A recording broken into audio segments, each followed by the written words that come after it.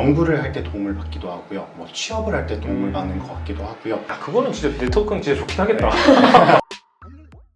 안녕하세요. 취업 준비 즐겁게 합시다. 인싸 담당자 제이콥입니다. 여러분들, 제가 요즘에 취업이 가장 잘 되는 분들이 어떤 분이라고 했나요? 우리 오덕이라고 제가 많은 이야기를 해드리는데요. 한 가지 분야에 대해서 연구를 열심히 하고 공부를 열심히 하고 한우물 파신 분들이 정말 취업이 잘 되는 것 같아요. 근데 오덕이신 분들 잘 살펴보면 문과 분들도 좀 있고 이과 분들 좀 있지만 힘들어 하시는 분들이 이제 이과 분들이 많이 힘들어 하시는 분들이 계세요. 왜냐면 저는 한쪽 분야를 너무나 좋아합니다. 사랑합니다. 라고 이야기를 하지만 할 수 있는 활동이 많이 없는 거예요. 사실 문과 분들은 활동이 그나마 좀 있거든요. 내가 갖고 있는 이 많은 지식을 어디다 표현할 길도 증명할 길도 없더라. 그래서 여러분 되게 힘들어 하더라고요. 그래서 여러분들에게 강추하고 싶은 대회 하나를 소개해 드리려고 합니다. 2021년도 페이랩 코리아 과학 커뮤니케이터 대회인데요. 과학기술정보통신부가 주최하고 한국과학창의재단과 주한연극문화원이 공동 주관하는 경연대회로서요. 과학기술 분야의 주제에 대한 생각, 의견, 경험 등을 대중과 소통하는 커뮤니케이터를 발굴하는 대회라고 여러분이 생각해 주시면 좋을 것 같습니다. 신청 기간은요 3월 29일부터 4월 18일까지 약 3주간 진행되고 하단 링크를 통해서 여러분들이 접수할 수 있습니다. 예전과 조금 바뀐 거는요, 예전에는 신청서를 정말 열심히 힘들게 써야 됐거든요. 근데 이번에는요 매우 간단하게 여러분의 3분간의 영상을 통해서 지원할 수 있다고 합니다. 그럼 3분 영상을 어떻게 만들어야 되냐 어려울 수 있으시잖아요. 하단에 여러분들이 참고하실 수 있는 링크를 달아놓았으니까요 한 번쯤 고민해보시고 지원을 해주시면 좋을 것 같습니다. 만 20살 이상의 모든 분들이 지원 가능하니까요. 문과, 이과 할 것 없이 내가 알고 있는, 내가 고민했던 과학, 기술 분야의 내용이 있다면 한 번쯤 뽐내보는 것도 좋을 것 같아요. 그리고 이것을 내가 취업에 사용할 뿐만 아니라 또 다른 직업의 길로 갈 수도 있거든요. 내가 전문 강연자가 되고 싶다, 강사가 되고 싶다 할 때 루트를 잘 모르잖아요. 이 기회를 통해서 여러분들이 과학 커뮤니케이터로 강연자의 등용문으로 활용할 수도 있다. 이렇게 보시면 좋을 것 같아요. 거기다가 상금도 어마어마합니다. 이 기회 절대 놓치지 마시길 바라겠습니다. 자, 그러면 이 과학 커뮤니케이터로 활동하는 두 분을 모셔서 관련 내용을 한번 들어보도록 하겠습니다.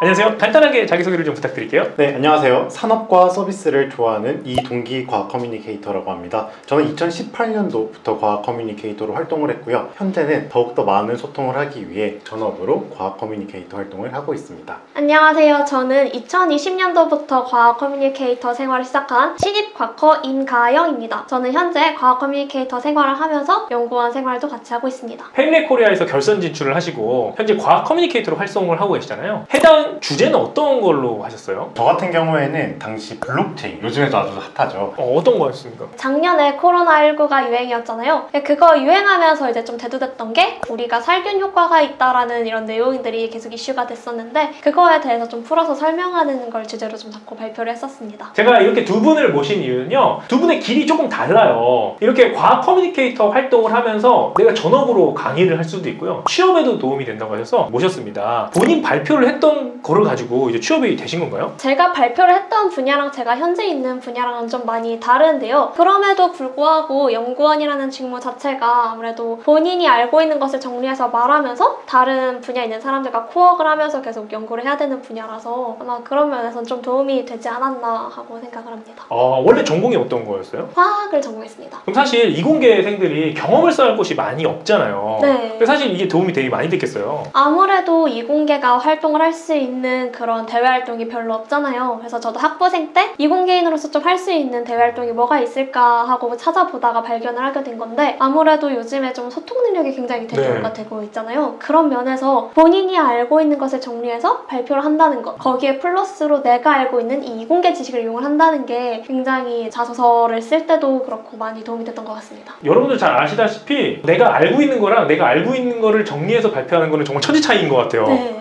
자, 그러면 취업을 지금 하신 상황이잖아요. 자소서 전형 중에서 어떤 부분에 있어서 가장 도움이 많이 되셨던 것 같아요? 많은 이공계 학과들이 그렇겠지만 저희 과 같은 경우에는 그 팀플이 별로 없었어요. 자소서를 쓸 때 내가 이만큼 소통 능력이 좋다, 무언가를 다른 사람에게 발표할 수 있는 능력이 있다를 보여줄 거리가 별로 없었는데 페이랩 코리아를 통해서 내가 아는 걸 이만큼 다른 사람에게 쉽게 전달할 수 있다, 소통 능력이 좋다라는 거를 좀 잘 쓸 수 있었던 것 같습니다. 그럼 혹시 면접 때는 관련돼서 물어보지 않던가요? 페이랩 코리아 뭐야? 이러면서 이렇게 질문할 것 같은데. 면접 때는 제가 끌고 왔죠. 이제 페임랩 코리아라는 걸 통해서 소통 능력이 이만큼 좋습니다. 네. 그래서 다른 사람과 협업해서 연구할 수 있습니다. 라는 걸 제가 이제 끌고 왔습니다.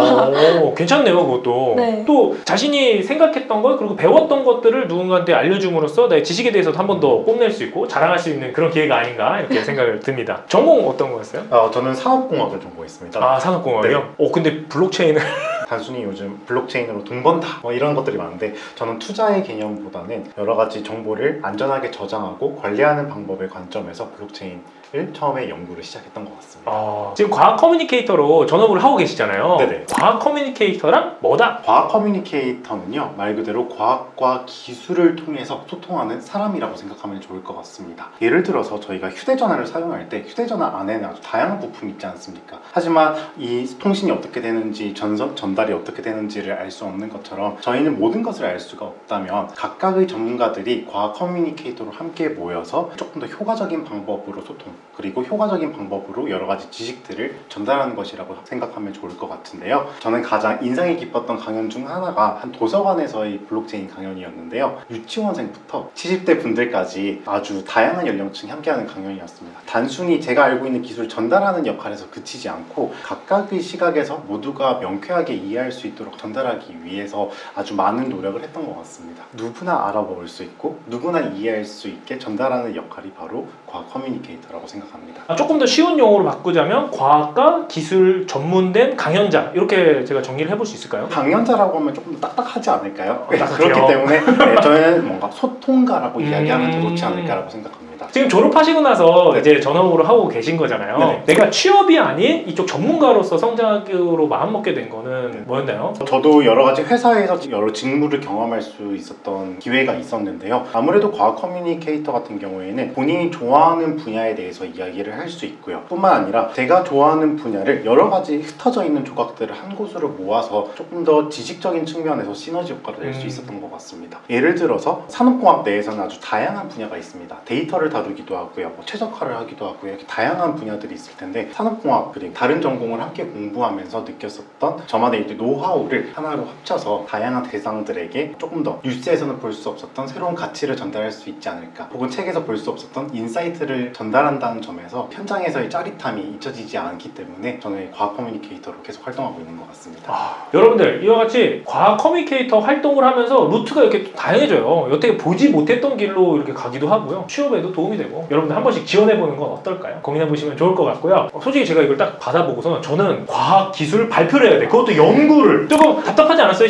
내가 할 수 있을까 생각 들지 않았어요? 할 수 있을까도 할 수 있을 건데 제가 했을 때 학부생이었거든요. 대학교 4학년 때 학부도 이제 졸업하지 못한 고졸의 상태에서 발표를 했는데 그때 들었던 생각이 내가 과학을 말을 해도 되나 그랬는데 좀 생각을 해보면 사실 제가 피아노를 배우고 싶으면 피아노 학원을 가면 되지 피아니스트에게 배울 필요는 없잖아요. 그런 면에서 제가 만약에 전문화된 사람들에게 말할 역량이 없다면 그 밑에 좀 더 배우는 친구들에게 말을 해주면 되겠다라는 생각이 들어서 좀 쉽게 풀어보자 가장 근접하게 바로 떠오를 수 있고 이슈되고 있는 것들을 좀 풀어보자 하라는 생각으로 과학 커뮤니케이터로 위촉이 된 다음에 바로 강연을 하기에는 사실 좀 부족함이 있을 수가 있거든요. 나는 3분밖에 안 말했는데 강연이 3분은 아니잖아요. 1시간 동안 말해야 되는데 그러면 그 교육은 어디서 받을 수 있나요? 도움을 주나요? 우선 저희가 페임랩 코리아 결승 무대를 하기 전에는요 마스터 클래스라고요 무려 영국에서 아주 유명하신 과학 커뮤니케이터 분이 직접 한국으로 오셔서 여러 가지 스피치라든지 전달하는 방법에 대한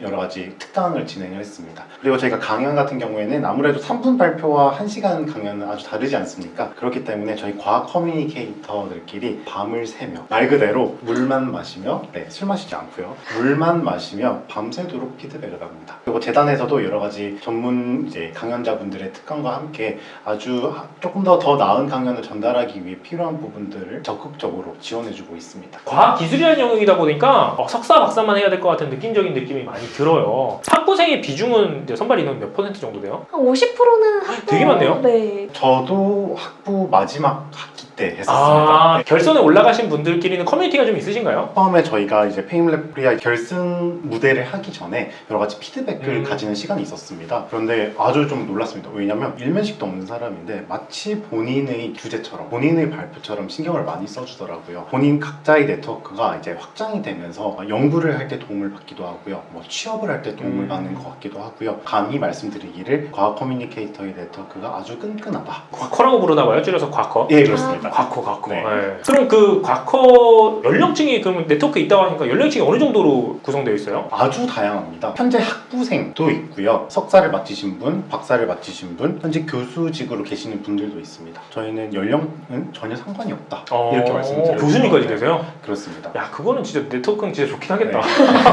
근데 그게 되게 좋더라고요. 네. 다양한 직군에 있는 사람들, 또 다양한 그 연구를 하고 있는 사람들 만나니까. 이거 보시는 친구들이 이제 페임랩 코리아 준비할 거란 말이에요. 발표력이 중요하다, 연구 내용이 중요하다. 페임랩 코리아 같은 경우에는 논문 발표가 아니라 네. 어떻게 보면 하나의 오디션이거든요. 그렇기 때문에 저는 발표가 더 중요하다고 생각합니다. 왜냐면 이걸 보는 친구들이 좀 걱정할 수 있어. 연구가 내가 약한데. 그러면 혹시 이걸 고민하는 친구들 중에서 이제 문과 친구들도 좀 있을 거예요. 혹시 결선 진출하신 분들 중에서 네네. 문과 친구들 좀 계셨나요? 저희 기수 중에서는 이제 유아교육과를 나오셔서 지금은 이제 과학관에서 또 커뮤니케이터를 또 하고 계신 분이 계셔서 그러니까 문과이지만 과학이나 기술에 관심이 있다면 충분히 할 수 있는. 네, 해볼 수 있다. 그럼 주제 스펙트럼에 대해서도 좀 궁금해요. 가장 특이했던 거 어떤 거 있어요? 지금은 누구나 다 알만한 주제였거든요. 근데 좀 재밌는 주제로 결선 올라가신 분 기억 남는 분 계세요? 이런 매니큐어 가지고도 발표를 하시더라고요. 오. 네, 이제 젤네일의 원리 이런 걸로 진짜요? 네, 발표를 하시더라고요. 괜찮네. 생활 속에서 있는 것도 충분히 가능하다. 블록체인 나와서 가슴이 좀 다치거든요. 지금 나 저거 모르는데 막 이런 생각할까봐. 네, 그럴 수 있어요. 매니큐어도 가능하다. 자, 우리 간단하게 그러면 이 페이미드 코리아가 어떤 프로세스로 좀 진행이 되는지 좀 설명을 해주시면 감사하겠습니다. 코로나 시국을 기준으로 말씀을 드리자면 먼저 저희는 서류를 제출합니다. 서류를 제출을 하면서 같이 영상을 제출을 해요. 거기에서 패스가 되면 원래는 지역 예선이라고 해서 지역별로 모여서 예선을 하는데 대면이 불가능하잖아요. 그래서 이제 실시간으로 줌을 통해서 평가를 받게 됩니다. 거기에서 올라가면 이제 본선을 진출해서 탑10 안에 들게 되고 거기에서 이제 또 과학 커뮤니케이터로 위촉을 될 수 있습니다. 그럼 그때부터 위촉이 되면 이제 과학 커뮤니케이터로 이제 활동을 이제 쭉. 네. 네, 우리가 장점이 좀 있다면 단점이 좀 있잖아요. 장단점을 좀 말씀해 주신다면 어떤 게 있을까요? 장점은 제가 좋아하는 일을 할 수 있다. 제가 좋아하는 정보를, 제가 좋아하는 지식을 선택할 수 있다. 그리고 제가 원하는 방향으로 여러 가지 컨텐츠를 만들 수도 있고 제가 원하는 여러 가지 강연을 시도해 볼 수 있는 장점이 있는 것 같습니다. 실패를 해도 전혀 문제가 되지 않는 환경이 저는 가장 큰 장점이라고 생각합니다. 단점이라고 한다면 아무래도 부담감이 아닐까라는 생각을 좀 합니다. 제가 말하는 게 전체 과학을 대변하는 것처럼 될 수 있고 또는 제가 말하는 게 전체 과학 커뮤니케이터를 대변하는 것처럼 보일 수 있기 때문에 그런 부분에서 되게 조심스러운데요. 또 그것뿐만이 아니라도 혹시 내가 말한 이 내용이 틀리면 어떡하지? 이런 생각이 사실 굉장히 많이 들어요. 아무리 제가 열심히 공부를 해도 그 이면에 그 더 뒤에 뭔가가 더 있을 수 있는 거고 왜 옛날에는 달에 물이 없다고 그랬지 않습니까? 네. 근데 이제 또 얼음이 있잖아요. 이런 것처럼 또 시대가 바뀌면서 과학의 흐름도 바뀔 텐데 뒤집히는 것도 있을 텐데 이런 부분에 대해서 내가 모르고 말을 하면 어떡하지 하는 부담감이 아마 가장 큰 단점이 아닐까 생각합니다. 그러다 보니까 더 공부하게 되겠네요. 내가 직접 전달하는 딜리버리를 하다 보니까 그런 것 같습니다. 마지막으로 우리 페임랩 코리아 대회를 준비를 하는 그 친구들에게 팁을 하나씩 주시자면 어떤 게 있을까요? 좀 많은 연습을 다양한 사람들과 해보는 것 같습니다. 저는 뭐 제 친구들에게도 했어봤고요. 조금 더 어린 친구들에게도 이야기를 해봤었던 것 같고요. 그리고 저 위에 있는 어르신들, 선배님들께도 이제 직접 여쭤보면서 제 수준이 어떤지 모두가 이해할 수 있는지를 좀 고민을 많이 했던 것 같습니다. 그렇기 때문에 모두가 쉽게 이해할 수 있는 과학 콘텐츠를 만든다면 성공적이지 않을까라고 생각합니다. 내향적인 분들께 그럼 저는 한마디 하겠습니다. 완벽해지려고 하지 마세요. 완벽할 필요 없습니다. 페임랩은 지금 이제 오디션이지 완성체로 나가는 단계는 아니거든요. 그렇기 때문에 페임랩 코리아에 지원하시면 재단에서 다 교육을 시켜줄 거예요. 두 번째로는 쉽게 하세요. 어렵게 할 필요가 없습니다. 저 같은 아무것도 모르는 학부생도 할 수 있을 만큼 굉장히 열려있는 대회니까 너무 부담감 가지지 마시고 그냥 중학생 정도에게 설명을 한다. 그냥 내가 좋아하는 거 그냥 한번 들어봐. 얘기한다는 이런 구연동화 느낌을 한다고 하시면 조금 더 편하실 것 같습니다. 여러분들 지금 많은 고민하고 계실 것 같아요. 자소서도 많이 써야 되고 면접도 봐야 되고 그리고 또한 지금 졸업을 앞두고 계신 우리 학부생분들께서는 어떤 경험을 쌓아야 될지 고민 많이 하고 계시는데요. 요즘에 점점 더 중요해지는 게 내가 갖고 있는 지식 얼마나 공부했느냐. 제가 오덕의 시대라고 말씀드렸잖아요. 내가 갖고 있는 지식을 다른 사람한테 알려준다는 것 그것만큼 확실한 경험이 있을까 그런 생각을 해봅니다. 그럼 여기서 이만 마무리 해보도록 할게요. 안녕.